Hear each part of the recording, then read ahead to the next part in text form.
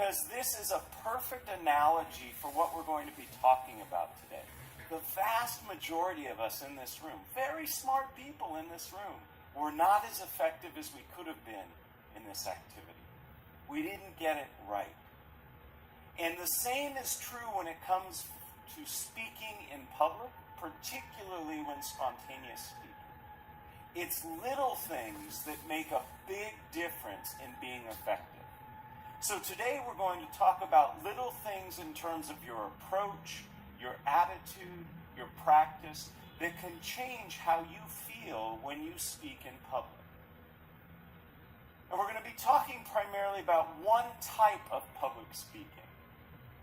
Not the type that you plan for in advance, the type that you actually spend time thinking about, you might even create slides for.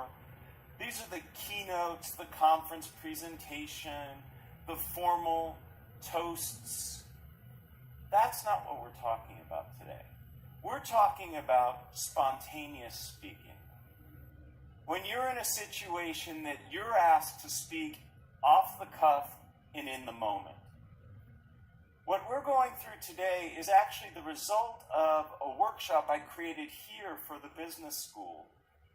Several years ago, a survey was taken among the students, and they said, what are things we could do to help make you more successful here?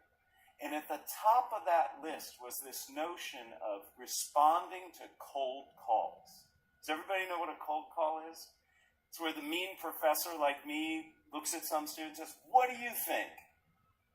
And there was a lot of panic and a lot of silence.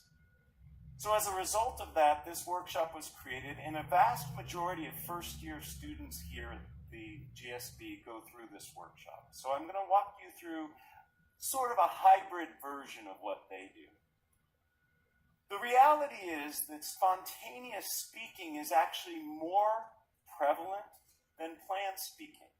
Perhaps it's giving introductions. You're at a dinner and somebody says, "You know so-and-so, would you mind introducing them?" Maybe it's giving feedback in the moment. Your boss turns to you and says, "Would you tell me what you think?" It could be a surprise toast. Or finally, it could be during the Q&A session. And by the way, we will leave plenty of time at the end of our day today for Q&A. I'd love to hear the questions you have about this topic or other topics related to communicating. So our agenda is simple. In order to be an effective communicator, regardless of if it's planned or spontaneous, you need to have your anxiety under control.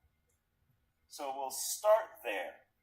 Second, what we're going to talk about is some ground rules for the interactivity we'll have today, and then finally we're going to get into the heart of what we will be covering. And again, as I said, lots of activity, and I invite you to participate. So let's get started with anxiety management. 85% of people tell us that they're nervous when speaking in public. And I think the other 15% are lying. Okay? We could create a situation where we could make them nervous too. In fact, just this past week, a study from Chapman University asked Americans, what are the things you fear most? And among being caught in a surprise terrorist attack, having your identity stolen, was public speaking. Among the top 5 was speaking in front of others. This is a ubiquitous fear, and one that I believe we can learn to manage. And I use that word manage very carefully because I don't think we ever want to overcome it. Anxiety actually helps us. It gives us energy, helps us focus, tells us what we're doing is important, but we want to learn to manage it. So I'd like to introduce you to a few techniques that can work, and all of these techniques are based on academic research.